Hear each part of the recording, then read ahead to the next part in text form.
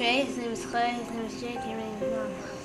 I just remember from a very young age, all I ever wanted was my own family, my own kids. I just daydreamed about being a mom and having a family, and so when I got Trey all these years later, I was just so grateful, and I went full speed ahead, and I didn't really worry too much about who was with me or who wasn't. Well, when he was born, his dad left him, and so then my husband and I lived in Atlanta, and we felt like Cindy would need help, and so we came down here to help. As a little boy, you need a man, you need somebody that you can look up to, somebody that you can follow. We were fortunate to have a ton of support though. My mom's parents were extremely supportive. They were always in the picture. They were always there at every game, just like my mom was. Go, Trey, go! Go!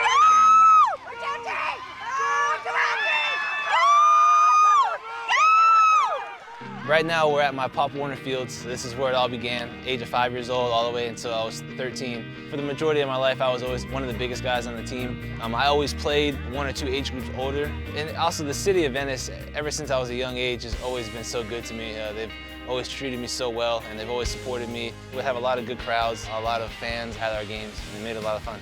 This is a very small town, and so all the coaches we're very close with our families, and we've had many, many coaches, and he was always kind of their favorite, and they always spent a lot of time with him. They paid a lot of attention to him, and so he would just score a lot of touchdowns, and he played both ways. He played defense and offense, and he just didn't want to come off the field.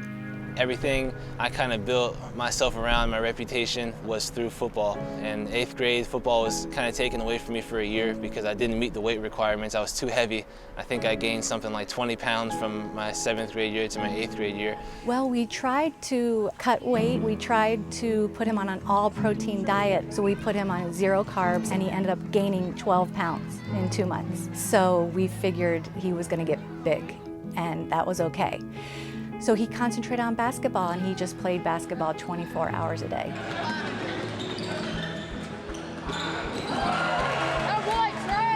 I got to learn more about Trey probably around his 8th grade year when we started playing a little AAU basketball. First of all, he kind of did a little bit of everything for us. He pretty much led the team in just about every category there was. And with Trey, everybody knows how great he is athletically, but mentally is where Trey really stands above everybody else. He's always had this kind of quiet, confident competitiveness about him. You know, that refuse to lose kind of mentality. I remember us playing a team where they had a kid that was a pretty good player, but he was only a freshman and sophomore, and you know, he thought he was going to get in Trey's ear and rattle him a little bit, and probably the wrong thing for him to do. I remember clear as day in that game, Trey threw an errant pass, the kid intercepted it, thought he had a wide open layup, was going in, kind of had a little smile on his face, and Trey came from behind, and I've never seen a ball blocked so hard off a backboard in my life.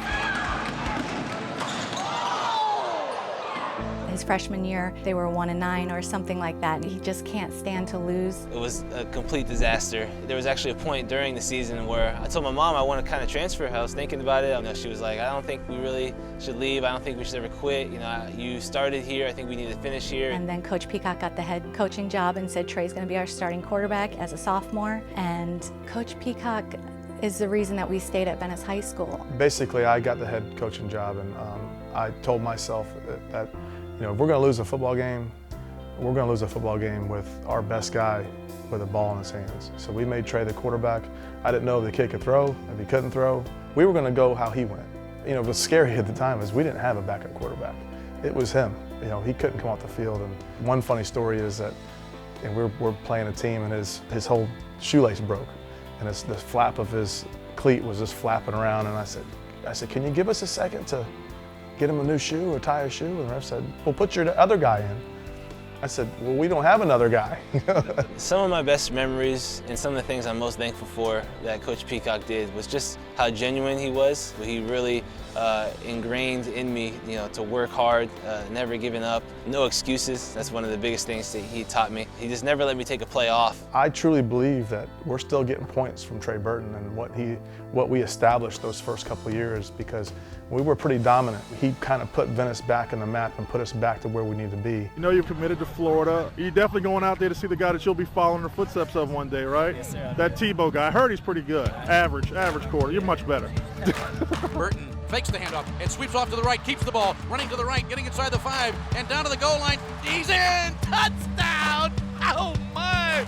What marvelous deft ball handling by Burton, and finding the pylon. He's just scored his 6th touchdown tonight. Coach Meyer didn't have to call the plays that he did, but it just seemed like every time he did put me in there, something good would happen.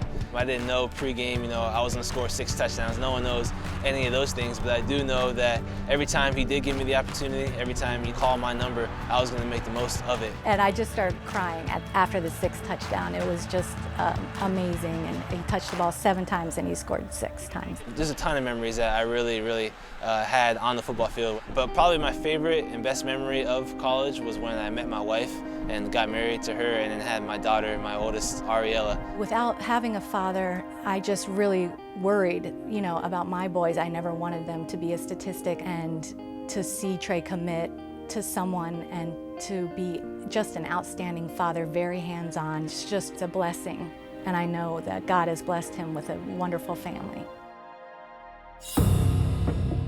The draft was one of the most painful experiences I've ever been through. I've never really watched the draft. We sat in front of the TV for 3 straight days, and we had a family reunion. So I think we had about 75 people for the weekend. And we just thought, Trey scored 20 touchdowns in the SEC. Someone is going to pick him up. Growing up, you always want to get drafted. You want to have your name called. You want to, celebrate with your family. But that's just something that I didn't get to experience, and I'm thankful for that. I don't think I would appreciate how far I've come to this day if I got drafted. And the punt is Steve Weatherford.